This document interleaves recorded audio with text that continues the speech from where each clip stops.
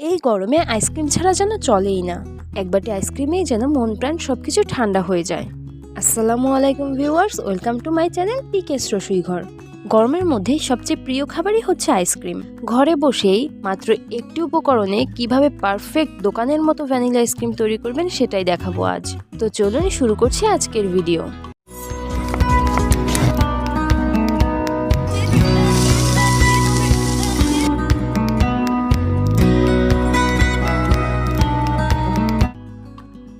প্রথমে আমি একটা বলে 1 কাপ বরফ ঠান্ডা হুইপ ক্রিম নিয়ে নিচ্ছি। এবার একটি বিটারের সাহায্যে আমি 3 মিনিট মতো বিট করে নেব। বিটারটা অবশ্যই মিডিয়াম পাওয়ারে রাখতে হবে। খেয়াল রাখতে হবে যেন ওভারবিট না হয়ে যায়।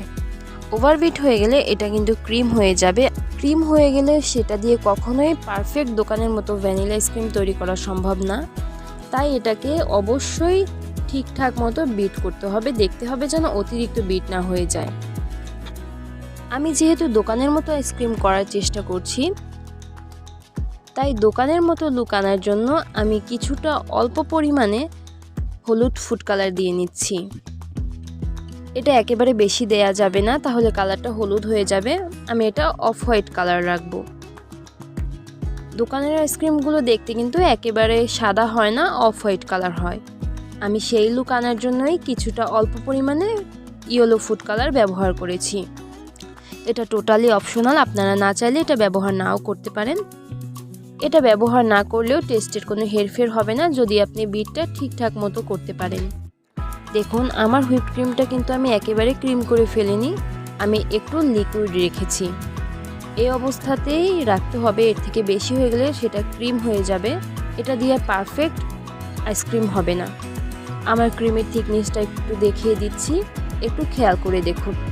দেখুন, এটা কিন্তু স্প্যাচুলা থেকে পড়ে যাচ্ছে, একেবারে স্প্যাচুলার সাথে লেগে নেই। এখন আমি একটা জারে ঢেলে নিচ্ছি।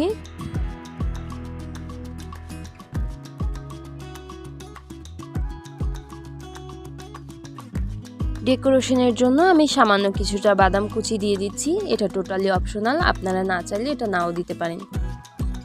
এখন আমি এটা 9 থেকে 10 ঘন্টার জন্য ফ্রিজে রেখে দেব। ফিরে আসছি 10 ঘন্টা পর।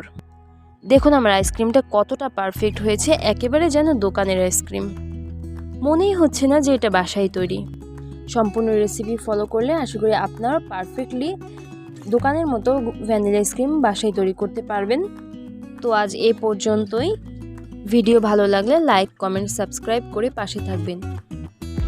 এমন সব ভিডিও পেতে পাশে থাকা বেল আইকন ক্লিক করুন। ধন্যবাদ।